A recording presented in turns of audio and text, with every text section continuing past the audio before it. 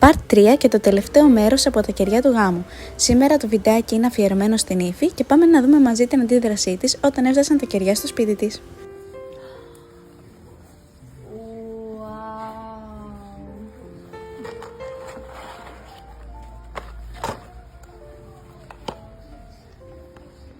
Wow.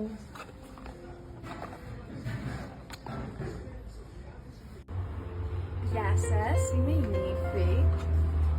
Ευχαριστώ πάρα πολύ Βέλαβης για αυτό το φανταστικό δωράκι που δίνω στους καλεσμένους μας. Θέλω να προσέξετε τη λεπτομέρεια εδώ με το μαργαριτάρι και τη χρυσή δολομίτσα.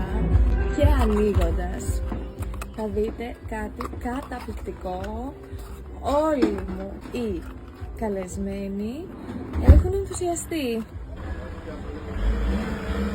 Μυρίζει υπέροχα. Σε ευχαριστώ πολύ Βέλαβη.